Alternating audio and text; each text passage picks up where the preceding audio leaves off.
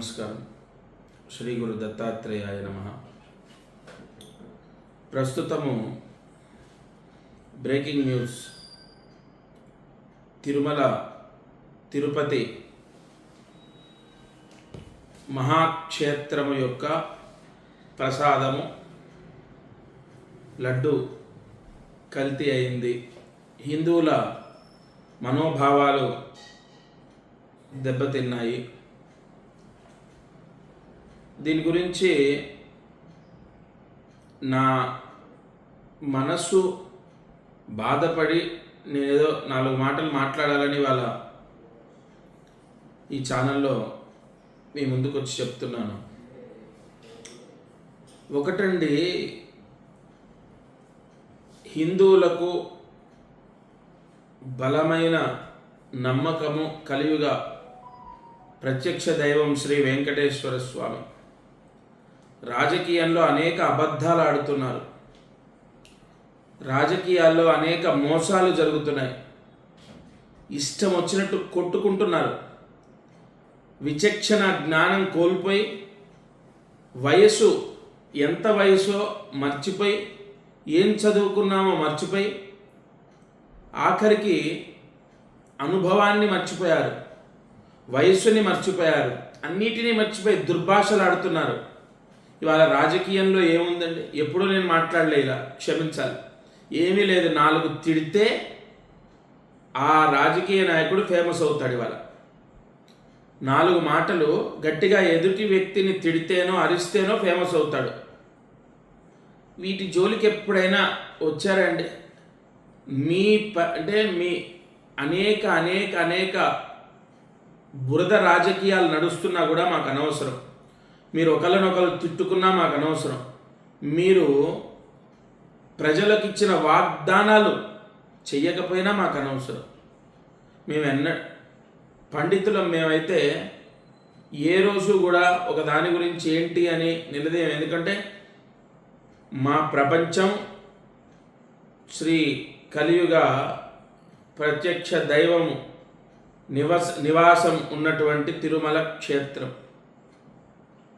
ఎన్నో విన్నాం, కానీ సరే మారుతుంది మారుతుంది మారుతుంది అని భగవంతుణ్ణి నీవే కదా అంతా, అందరూ ఎవరికి వాళ్ళు వాళ్ళ స్వార్థాన్ని చూసుకుంటున్నారు. కానీ నువ్వు మా సొంతం కదా, నిన్ను మేము దర్శించలేక, నీ పరిసర ప్రాంతాలని ఈ విధంగా చూడలేక మనోవ్యధకు గురవుతున్నాం. మా మనసులో కోరిక కూడా తీర్చే బాధ్యత నీదే వెంకటేశ్వర అని ఎన్నోసార్లు మేమందరం కోరుకున్నాం. ఎందుకంటే భోజనంలో కల్తీ అయిపోయింది. ఇదివరకులాగా భోజనం సరిగా లేదు. తిరుమల ప్రాంతం కూడా శుభ్రంగా లేదు. అయినా కూడా మేము ఎప్పుడూ నమస్కరించాం. కానీ వాళ్ళ కొన్ని విషయాలు విన్న తర్వాత ఆవేదనతో, ఏ హిందూ ధర్మం పైన, హిందువుల పైన చిన్నచూప, లేదంటే వీళ్ళకి ఐక్యత లేదనేటటువంటి నమ్మకమా? లేదు. అసలు ఎందుకు ఇంత దుస్థితికి దిగజారటం ఏంటి? మా స్వామి కదా, ఎంత బాధ అవుతుందో తెలిసే వాళ్ళ హిందువులందరికీ. అసలు కలియుగ వెంకటేశ్వరుడు యొక్క మాయ అనుగ్రహము ఎంత గొప్పదో తెలుసు. ఆయన జోలికి వెళ్ళటం ఏంటండి? అయ్యా, ఒకటి గుర్తుపెట్టుకోండి, అర్థిస్తున్నాం. ఆయన జోలికి వెళ్తే చాలా ప్రమాదం. ఇది మేము హెచ్చరించట్లేదు, అర్థిస్తున్నాం. అయ్యో, ఒక డేంజర్ది. ఎలాగైతే ఆయన ఎంత గొప్ప శక్తో తెలుసా అండి? ఇవాళ ఏదో ల్యాబ్లో చెకింగ్ అయిపోయింది, నిర్ధారణ అయింది. ఏదో ఈ 5 సంవత్సరాలుగా ఒక ప్రధాన అర్చకుడిగా, వంశపారంపర్య ప్రధాన అర్చకుడిగా, ఆగమ సలహాదారుగా మా పెద్దలు చూపిన ద్రోవలో నేను నడుస్తూ స్వామివారికి ఎటువంటి అసౌకర్యం కలగకుండా ఆరాధనలు జరగడంలో నేను చాలా ప్రత్యేకమైన శ్రద్ధ వహించి, ఏదైనా అపచారం జరిగినప్పుడు అది అధికారుల దృష్టికి తీసుకువెళ్ళి దానిని సరిచేయడానికి వాళ్లకు సరైన సలహాలు ఇచ్చి స్వామివారిని ప్రసన్నం చేసుకోవడం కోసం ఎంతో ప్రయత్నం చేశాను. మనకు అన్నం పెట్టే దేవుడికి మనం శుచిగా, శుభ్రంగా, తాజాగా ప్రసాదాలు తయారు చేసి స్వామివారికి నివేదన చేయడం అనేది మనం భక్తులు ఎన్నో జన్మల్లో చేసుకున్న మహాపుణ్యం. కానీ అందులోనే కల్తీలు జరగడం, స్వామివారికి సరైన వేళల్లో సరైన పరిమాణాల్లో స్వామివారికి నైవేద్యం కాకపోవడం అనేది చాలా విచారకరమైన విషయం. అందులోనూ ఆగమ శాస్త్ర ప్రకారంగా ఆవుకు ఆగమ కార్యక్రమాల్లో ఎంతో విలువైన స్థానం ఉంది.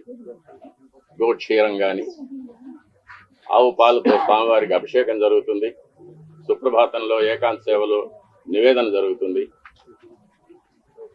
ఆవు పెరుగుతో స్వామివారికి దధ్యోదనం మొదలైన ప్రసాదాలు తయారు చేసి నైవేద్యం పెడతాము. ఉత్సవాల అభిషేకాల్లో గోదధ్యి వాడతాము.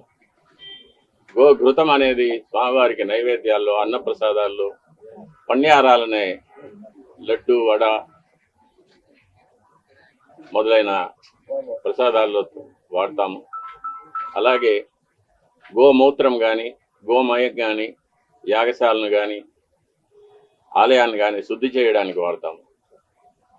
అటువంటి పవిత్రమైన గోవు యొక్క ఘృతాన్ని కల్తీ చేయడం అనేది అది స్వామివారికి మనకు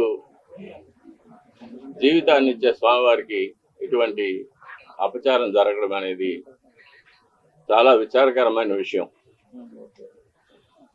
ఇవన్నీ చూసే పాపం కూడా మనం చేశామా అనిపిస్తుంది ఒక్కొక్కసారి. దీన్ని ఎన్నోసార్లు అప్పటి ఈఓ గారికి చైర్మన్ గారికి దృష్టికి తీసుకెళ్ళి ఇలా ప్రసాదాల నాణ్యత సరిగ్గా లేదు, ముందులాగా లేదు, ప్రసాదాల పరిమాణాలు స్వామివారికి సరిగ్గా నివేదన కావడం లేదు, సరైన ఆగమ ఉక్తమైన కాలాల్లో స్వామివారికి నైవేద్యాలు జరగడం లేదని ఎన్నోసార్లు దృష్టికి తీసుకెళ్ళాం. కానీ లాభం లేకపోయింది. దీనికి మరొక కారణం నాది ఒంటరి పోరాటం అయిపోయింది. నాకు ఈ విషయాల్లో సహకరించేదానికి నా తోటి అర్చకులు ఎవరు కూడా వారి వారి వ్యక్తిగత కారణాల వల్ల ముందుకు రాలేదు. ప్రధాన పరిచారకులైన వాళ్ళు రాలేదు. కాబట్టి ఇది ఈ 5 ఏళ్ళు నిరభ్యంతరంగా ఈ మహాపాపం జరిగిపోయింది. ఒక సైంటిస్ట్గా ఈ నెయ్యి యొక్క పరీక్షల యొక్క ఫలితాలు కూడా నేను చూశాను, ల్యాబ్ రిపోర్ట్స్ చూశాను. ఇందులో కూడా వెజిటబుల్ ఫ్యాటు, అనిమల్ ఫ్యాటు, జంతువుల యొక్క కొవ్వు పదార్థం, స్థావరాల యొక్క జంగమాల యొక్క కొవ్వు పదార్థాలు కలిసినట్టుగా ల్యాబ్ రిపోర్ట్ను చూశాను. పరిశుద్ధమైన ఆవు పాలతో తయారు చేసిన నెయ్యిలో అది స్థావరమైనా కానీ జంగమైనా కానీ కొవ్వు పదార్థాలు కలవడానికి వీలు లేదు. అది ఇంప్యూరిటీస్ కింద లెక్క వస్తుంది. ఇప్పటి ప్రభుత్వం పదవికి రాగానే తిరుమలను ప్రక్షాళన చేస్తామని తిరుమలలోనే ముఖ్యమంత్రి గారు సెలవిచ్చారు. దానికి తగినట్టు ఎన్నో చర్యలు తీసుకున్నారు కూడా. ఇది అనుకోకుండా బయటపడిన విషయం. దీనికి కూడా The last 2 days, I am seeing all the reports in the media about the raging controversy on Tirupati Laddu. It is not a controversy. It is directly hurting the sentiments of crores of people like us. Mostly the people who believe in the prasadam, people who believe in the Sanatana Dharma worship of the deity. What has happened is, we have been already saying that the process of tendering, when you purchase items for the Swami, like the ingredients for laddu, you go for a lowest bidder. The moment you go for the lowest bidder, you are asking for trouble. In fact, the best cow ghee today cannot be less than 1,000 rupees per kg. How can a person quote 320 rupees?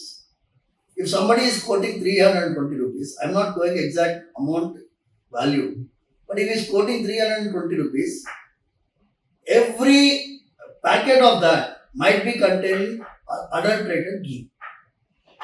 So it's a big hurting issue. We have to inquire into it and find the culprits and take them to task. Number one, I appreciate the statement of Honorable Deputy Chief Minister of Andhra Pradesh, Shri Pawan Kalyan Garu, because he has said there should be a national level Dharmika Parirakshana Parishad. We have been talking about that the same way. We want a central Dharmika Parishad which will be run by all the religious heads of this Matadipatis, Pitadipatis, retired judges. If they have a central Dharmika Parishad, the temples can be run under it. That is what is the best solution. Staying away from the రాష్ట్రంలో కొత్త ప్రభుత్వం ఏర్పడి 100 రోజులైంది. ఈ 100 రోజులు అయి ప్రభుత్వ పరిపాలన ప్రారంభం కాగానే పెద్ద ఉపద్రవం వచ్చింది. కృష్ణానదికి గొప్ప వరదలు రావడం, ఆ వరదల్లో ఎన్నో వేల కుటుంబాలు నిర్వాసితులు కావడం, ప్రజలు అన్నవస్త్రాలకి అలమటించడం లాంటివి కూడా సంభవించాయి. అటువంటి విపత్కర సమయంలో రాష్ట్ర ముఖ్యమంత్రి గౌరవనీయులు శ్రీ నారా చంద్రబాబు నాయుడు గారు జేసీబీ ఎక్కి పడవలో ప్రయాణం చేస్తూ బురద నీటిలో నడుస్తూ ప్రజలందరికీ కూడా ధైర్యాన్ని కల్పించి నేనున్నాను, బెంగ పెట్టుకోవద్దు అని చెప్పి వాళ్లలో ఒక స్థైర్యాన్ని నెలకొల్పారు. కష్టంలో ఉన్న వాళ్ళందరినీ ఆదుకోవాలని ప్రయత్నించడం చాలా చాలా గొప్ప విషయం. రవీంద్రనాథ్ ఠాగూర్ చెప్పినట్టు where the mind is without fear and the head is held high, where the world has not been broken up into fragments by narrow domestic walls అని